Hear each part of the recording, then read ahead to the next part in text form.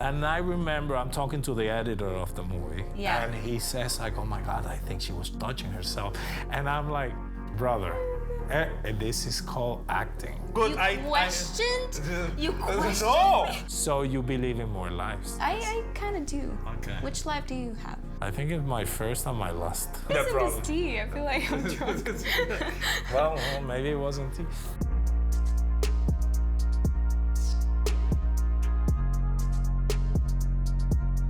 Hello, these are the Vulgar Conversations. Here with me again is Katrīna Kreile, the main leading actress of the movie Vulgar that we made together. I'm Santiago Rivero, the director. We're gonna dig deeper in some subjects that we didn't talk last time. And that resonate with the movie. Yep, they're all connected, yeah. Everything's connected. Everything's connected. One of the things that when we're talking about relationships always comes up. What are your thoughts about cheating? If a person cheats, in my opinion, I would definitely break up and never see them again in my entire life. But if it's Harry Styles, maybe I could forgive him.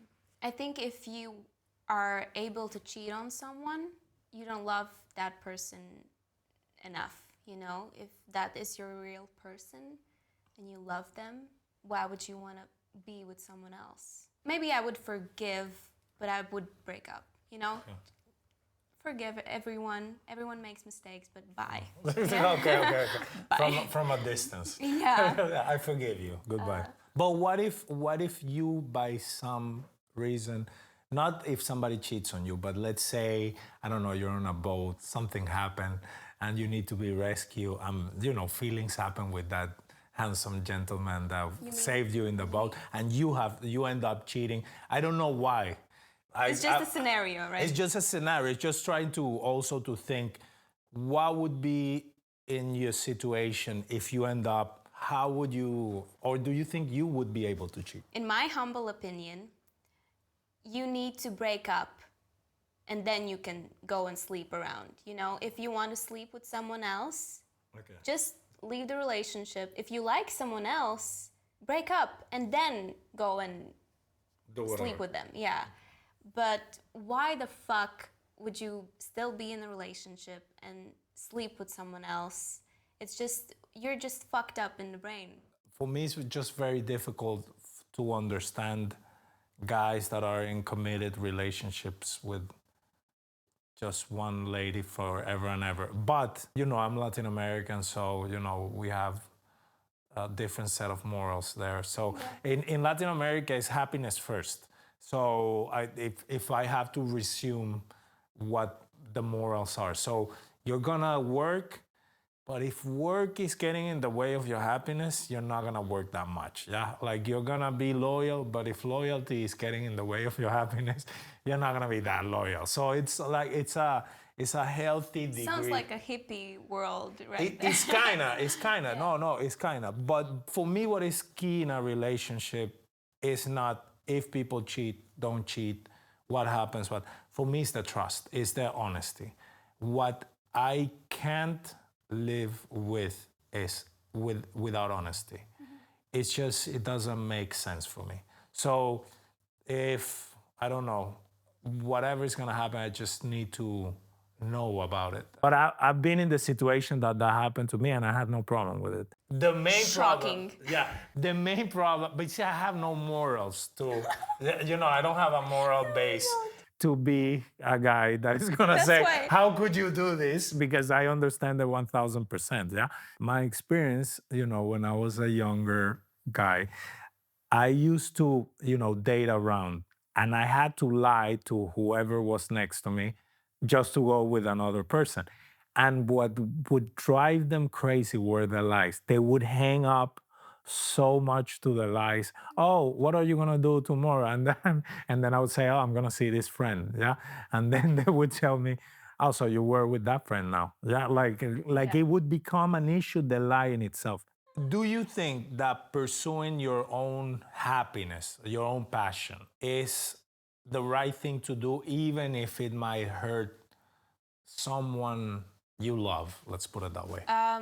First of all, if it hurts someone that you love, maybe that's not the right person. Because the right person will support you no matter what. And then therefore you shouldn't feel guilty for pursuing your dreams or your passions. So I think if there is a chance to pursue your dream and find your happiness in this life by hurting someone, do it, even if it hurts that person. How about those people that have self-destructing behavior? That they say, no, but this is what I want to do, and it's clear that it's not going to be good for them. You know, like, I don't know if you have had a friend. I've had friends that clearly self-destructive behavior, that what they think is better for them is not better for them, and they gotta keep away. But they experience it as, oh, this is what I love, this is what I really want to do. Would I allow them to do that? No, I would slap them in the face and say, don't do it. Yeah, okay. I would give them my therapist's contacts, so they figure it out themselves. Because of course you want to tell someone, you want to give them advice, for example, but you can't choose for themselves, you know. You can give them advice, but that's the only thing that you can do. You can't just hold them in handcuffs or something. You give them information that they need, give them a message, or slap them, whatever. But they will decide for themselves anyway, and that's their journey, I think. I agree with you that if you have the right person next to you, they should want to support you. If it's healthy. You know? If it's healthy. If it's healthy. And if not, then they will give you tough love and tell you that you should hopefully reconsider. Hopefully, Yeah. Let's say somebody has a kink in a relationship. Yeah. Yes? And the other one is like, well, but I don't know. Well, this and that. How do you think is the best way or the healthiest way to address that type of disagreement, let's say it that way? I think there should also always be some kind of compromise in these situations. If perhaps someone wants to have sex on the floor, but the other person doesn't want that shit, you find a solution, you know? On the table. I'm kidding. Something, you know? Or it's a carpet, and then you're like, no, I don't want to do it on the carpet. You put the carpet on the bed or something, you know? It's just like, you always can, if it's the right person and you mesh well together and you have the same vibe and mind, you know, you will figure it out. You will talk about it, communicate, and then find a compromise in this situation. But you do believe by that if they're significant, and this is more of a question, but I'm getting the vibe that that's what you're saying, that if there's significant difference between the couples, there might not be made for each other. There are people that are fundamentally ill, yes, and disagreeable between them. You know, that they have things that... Couples therapy. Couples therapy. Okay, good. I like that idea. The way I see it is this. I think everybody has like 1, 2, maybe 3 core values. As long as I agree in the core values, then the others, I just don't care. So, for example, my house doesn't look at all how I want it to look because I don't care how it looks. Yeah? But in the core things of my relationship, I do care a lot. I spend a lot of time trying to hear the truth, trying to understand the deep our own truths about the journey that we're going, the fears that we have. A lot of the times the goals that we're trying to reach, they mean that we have to transform ourselves into becoming the person that are gonna be whatever we wanna go. And to do that, you have to dig deep because you have a lot of insecurities, fears, which is normal because you have never done it before. That's very important for me, and I spend a lot of time on that. But on the stuff that I don't care, like the color of the car, well, I did care about the color of the car, I don't know why. But you get my point. Yeah. Like the other things, I just let it go because it's I don't care. Sí. Yeah. Claro. So that's how I see it. Okay. I don't know if it makes sense, but okay, I tried to make sense. So yeah. I agree with that because sometimes, okay, you can find some kind of compromise, but if that person's going to be stubborn and they clearly don't want to explore sexuality the way that you do, I agree with that that may be not the right person for you. Yeah, that's how I see it. You don't have to stay with someone who doesn't satisfy you, you know? Yeah. In the ways that you need. Yep. We all have our needs and our love languages, and if they're too different from the other person, I think it's not going to work out eventually. What do you think about marriage as an idea? Do you like it? Do you think it's outdated? How do you feel about it? I'm going to repeat myself thousands of times, but if you find your right person and you feel like everything is harmonious and healthy and beautiful and romantic and passionate, yeah, I think marriages can be beautiful and healthy. And I think a lot of people, myself included, have grown up seeing that marriages are not very healthy and that they can be very, very toxic, and maybe some people fear that type of marriages, but not every marriage has to be like that. And I don't think that marriage is a trap or something. If it's the right person, put the ring on it and call each other wife and husband, and I think it's cute, you know, hubby and wifey, and having children and everything. Having person's surname is something that I'm not very sure about. I kind of think that women can maybe lose their individuality in a way by just but you're starting a family, who cares? Giving rid of her name. And it's I get that point because I've seen it a lot here in Latvia. We still do it in Latin America. Why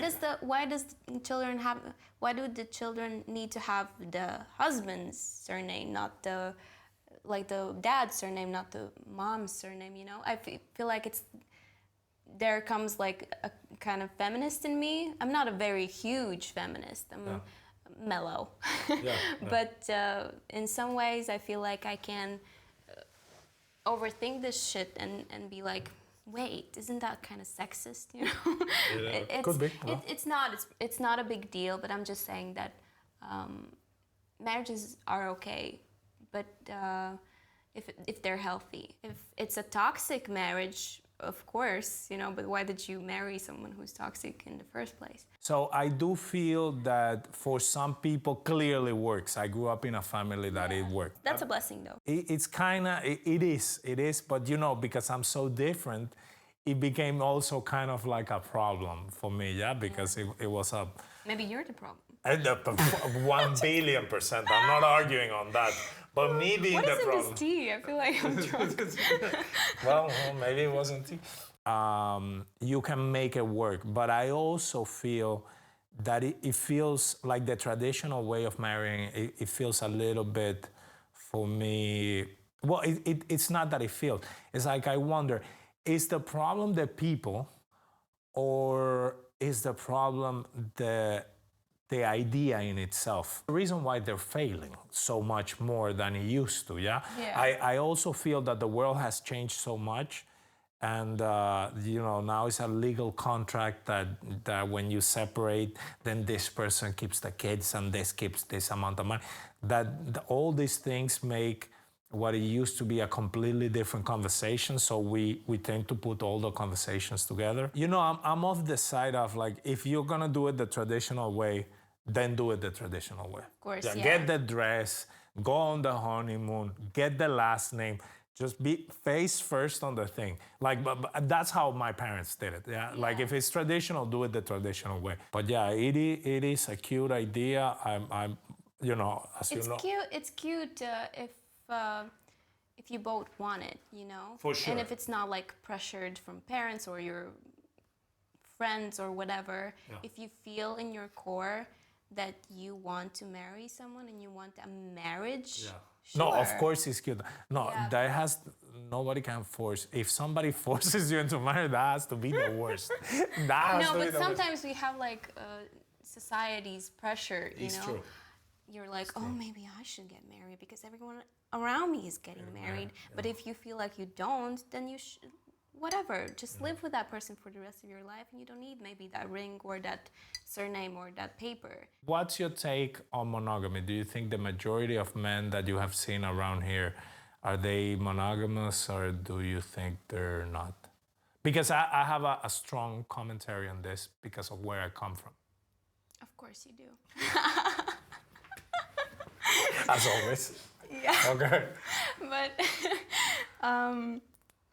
my opinion is that I think a lot of men are pretending that they are monogamous. Okay. And deep down, they're not. I don't think it's that deep down. I think it's very like this, surface level. Yeah. Yeah, I think majority is pretending to be monogamous. Okay. That's my opinion. Where I come from, it feels like that. Because men love women, and they wanna. Women are too pretty. Yeah. Katrīna, I've told and you women this. love women. You know, they're so pretty that the women love women. Yeah, true. I agree. So, I do feel they're the exception, though. Yeah.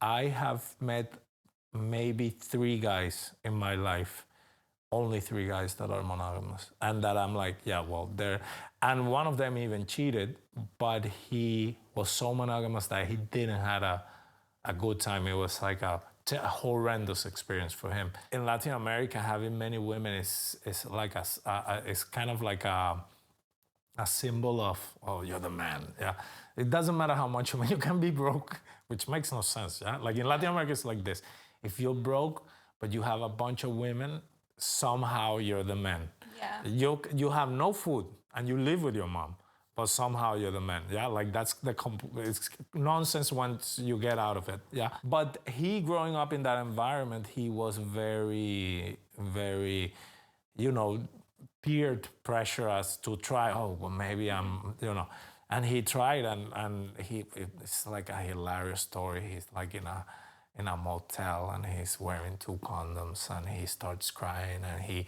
half the act has to stop and go away, and having like an anxiety attack. It's a hilarious story, and even that guy still tries something different. So it's a hard trait to find, and I find if somebody can do it, then power to them. I'm kind of jealous because the amount of energy that is just wasted in your headspace thinking about women. If I could get just that back, I would be in Mars already. I would be like flying some robot that I made myself. Yeah, like I would be this super machine. Like, it's crazy. Wow. And people who can do it, I really feel they're extraordinary. What do you think about passion? Yeah, let's start with love it. Okay. Like as a life force, do you think it's if you would have to rank or priorities, or how do you live by it? Well, as an artist, I feel I'm very passionate as a person, but it can lead to some irrational decisions if you're leading with passion first. I think everything has to be balanced. Passion and rational mind, I think it has to be 50-50. Or 60-40, I don't know. Whatever. I have made some mistakes while leading with passion, but I learned from them, and now I have more rational decisions than I used to because I was way too passionate. For me, there's also a little bit of passion, purpose. They're kind of in the same universe. Yeah, like I feel that you have to have some. I think if you have a purpose, that brings a passion to your life that a lot of the times I'm seeing around at least my friends, they're missing. Yeah, I do feel the artist life is the only thing that can give you that other organizing factor in your life. Yeah. Because if you have a purpose, if you're saying something, the movie that we just made, how certain things, certain behaviors can lead you to finding yourself, yeah? I'm not gonna say exactly what because they gotta see the movie, but I do feel that having that purpose of saying, oh, I realized that this happened, and that's why I wanna talk about it. it happened to me and I have something to say about it. I feel that once you get that purpose, there's a drive that is very hard to find when you're just trying to make money to pay the rent. Yeah, you have like a purpose gives you this, like, organizes everything, and it just gives you passion about life because it gives you a purpose. I have to do this. I don't know if chosen. It feels like a religious experience. Very spiritual. Yes. I can agree with that because I feel like everything has a purpose. And even if you had like a traumatic experience or something, it has a purpose in your life. And if you have a passionate project that you're like, you can't stop thinking about, it has a meaning, and you have to share that message. And you have this mission in this life to share this message through your experiences. And if you have something that you're very passionate about, then of course you can just choose that, choose the passion and surrender to it, maybe. So you believe in more lives? I kind of do. Okay. Which life do you have? I think it's my first and my last. I think. First or last? No, my first and my last. Oh, I feel that... You don't believe it. I don't know if I believe in separate lives, in different lives. I don't think I would experience it as myself again. You know, I have this idea that life is more like a game. A simulation. Yeah. Not a simulation, but I think it's a game. And like a GTA or something? Advanced GTA. Like on steroids. On steroids. It's like a problem-solving, conscious building game.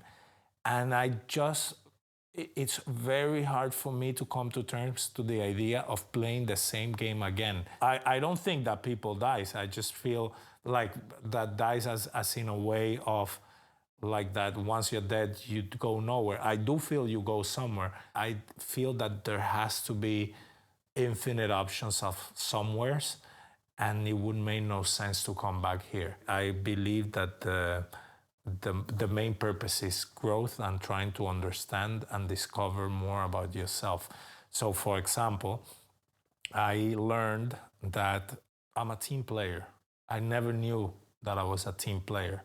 So as soon as I accepted that I'm a team player, now everything I'm doing, I'm building teams. But before, I thought I had to do them myself.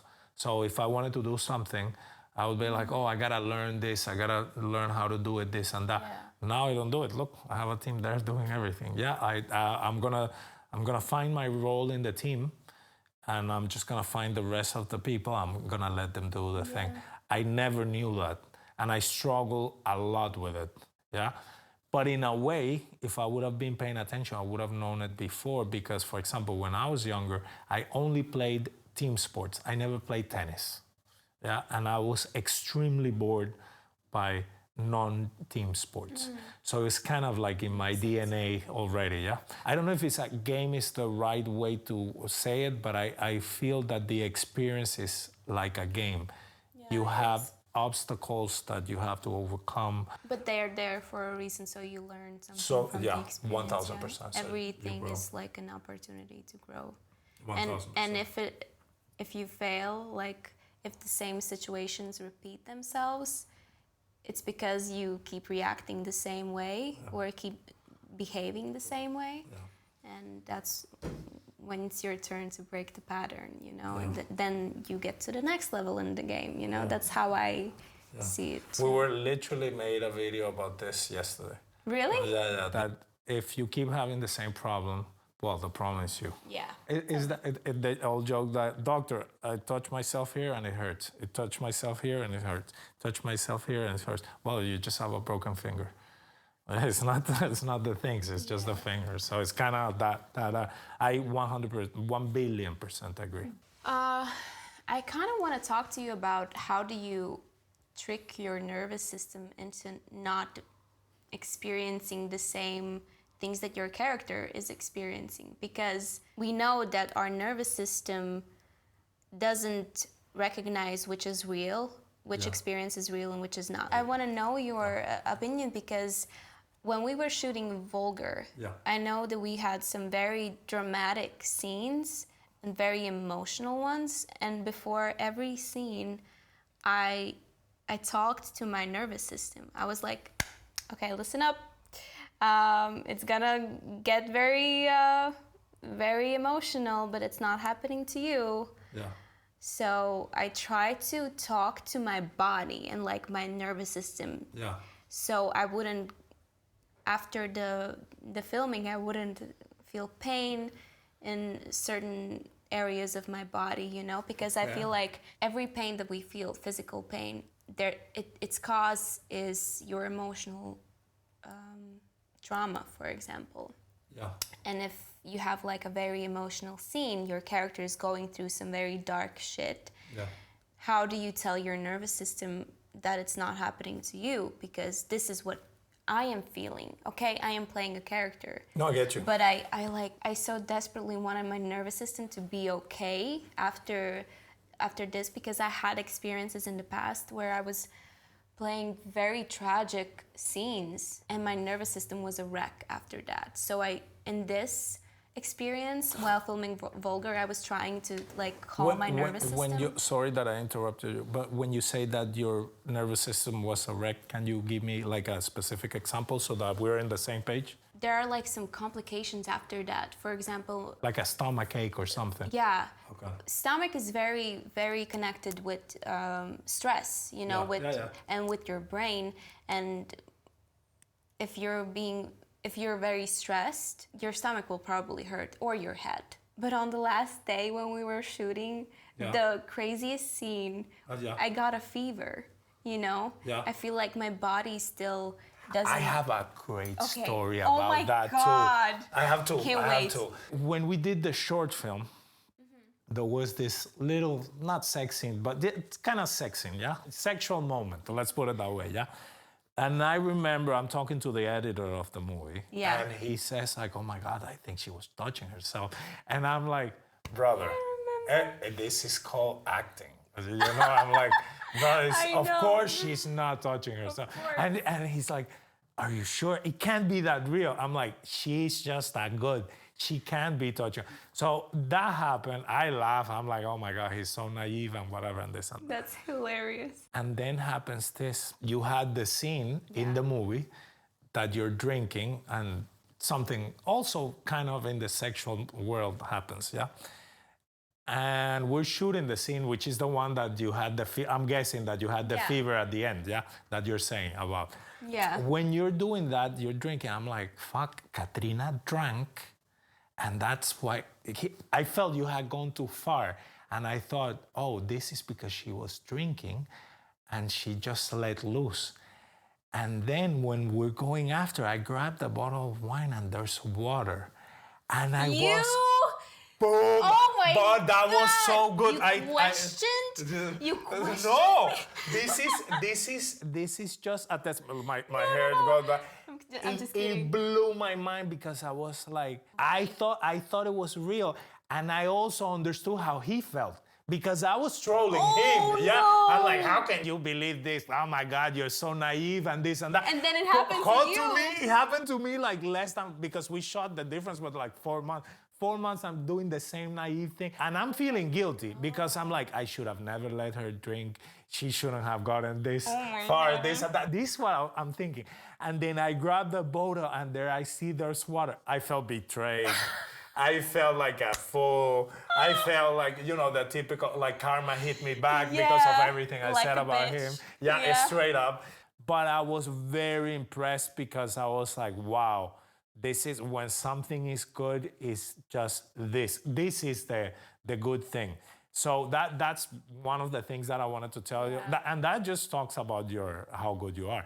And that's why I keep telling you how good you are. Stop. Yeah.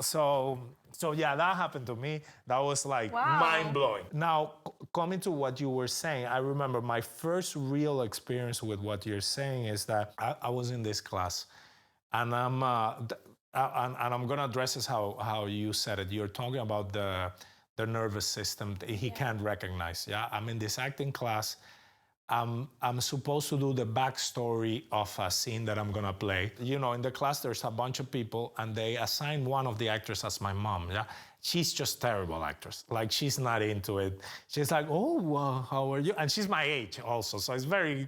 I'm dancing with my mom in one scene. All the backstory, different moments on his life, on the backstory. And one of the moments, she dies. Then the teacher, the director of the class, she comes, and she's tiny.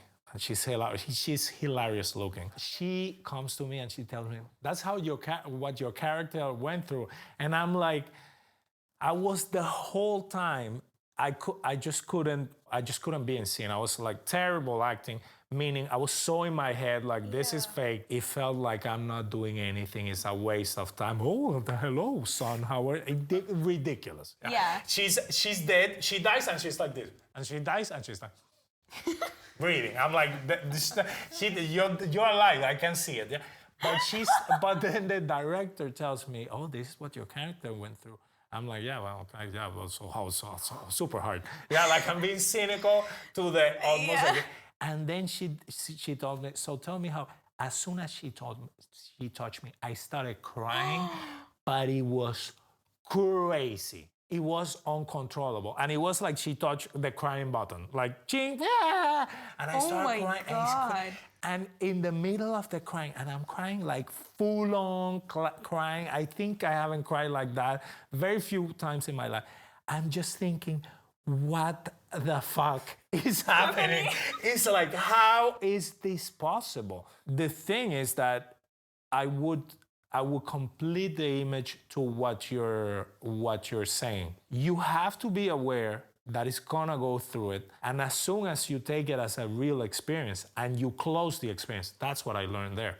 You have to close the experience. So, for example, you have ta, then you go, then you do the mourning, then you put the flowers, then you ta, and then you say goodbye, and that's it. And you close the cycle. You don't let them open. Yeah. That makes so much sense. That's one technique that I learned after. The hardest thing for me to grasp about acting, and I think that's the problem with nowadays acting in general, yeah, is that, you know, Stella Adler used to say, there's nothing in your experience that can make you feel like the Prince of Denmark. And that was in response that Lee Strasberg used to say that you, for example, if you need to cry in a scene, it doesn't matter if your dog died or your mom died, think about the dog and use it, yeah? But she would say, no, you always have to work with the imagination because you're just not a prince. And there's nothing in your life that can bring you there. And I somehow sit somewhere in between. I feel that they're both true. I don't have pets. If I have to act on a scene that my dog died, I'm gonna be like, oh, wow, terrible. I can't live with it. So, you know, aside aside from the normal reaction of like, oh, an animal died, I don't have of having a pet that, you know, but then I have to translate that conversation into something that I can relate. And that's what I'm always trying to see. I'm seeing, okay, what is happening to the character and what interesting has happened to me. If I have to translate it to you as a person, I'm gonna tell you, what is a moment that you felt, oh, I just wanna try this on my own, alone, that comes to your life? Could be one day I went for, you know, I was tired of everything and I just wanted to do this walk in the woods that felt very liberating, and then I just jumped in the water and started swimming alone or something like that. And then I'm gonna tell you, look around, see if there's something that was particular about that day. It might be that for whatever reason you had a Sprite with you or whatever, Coke. Because I'm always trying to read how symbolically I have experienced something similar and what was I doing. So the classical example that I always say is I had this scene, I'm the bully prisoner, and I don't allow the prisoner that is downstairs to get up because he's gonna breathe my air, yeah? Every time I was rehearsing the scene, I had the problem that I would let the guy stand up too much. And the director would tell me, no, he needs to be a little bit lower. But it wasn't a specific size. I didn't have a reference because we're in a black box. It was part of a kind of like an absurd kind of play. So I'm like, I don't have a reference of where to put it. And the day that we're playing the scene in the theater, in the premiere, what happened to me was that in the middle of the scene, I remember that I used to bully this kid in school that I would tell him, he would sit next to me and I would say, you have to leave your hands here and you cannot put them up, yeah? And I would sit next to him and I would say like this, I would draw an imaginary line. And then what happens is that in the middle of the scene, I think of this and I grab my shoulder, I'm like, I grab him and I don't let him get up my shoulder. So I made a connection between the two moments in my life and what the character was going. And it became very easy. But that experience gave me the idea, I'm trying to bully somebody. Okay, where have I done it? How did it look? What specifically did I do? In that case, I did that. Could have been like I had a bully in school that he used to throw mangoes at me. So, so random. So random. No, because in Venezuela we have a lot of mango trees. And in the school we had mango trees, so there would be like green mangoes down, and he would grab, like it was hilarious. This is gonna be I have written this in a movie. The guy would, he would grab a green mango and he would do, because they hit uber hard, and he would do like this, like he's gonna throw it and not throw it. He would say like, flap like a chicken, because chickens, when they're trying to fly, they don't fly, but they do like this. So when they're gonna throw the mango, you're doing like this to cover yourself. So, flap like a chicken. And he would say, I find that hilarious. That is so random. Hilarious. I think about it right now, it's hilarious. That thing is random, but nobody else went through that because nobody had that bully. Yeah, so you can always put that little detail, and then nobody else can play it like you because. Wow, that's a great advice. And I'm never gonna look at mangoos the same anymore. Yeah, you're gonna be. Maybe sometimes I wake up in the middle of the night like mango, like PTSD. I'm flapping like a chicken. Well. Thank you for coming, Katrina. Thank you for having me. Always a pleasure. Thank you for coming. I love talking about you, about these different things, because we have so different opinions and views. Yeah. Go watch the movie. The movie is better than our talk. We're not professional talkers, but we are professional actors and directors. So go see the movie. It's gonna be soon in the cinema. And see you next time. Bye-bye. Bye.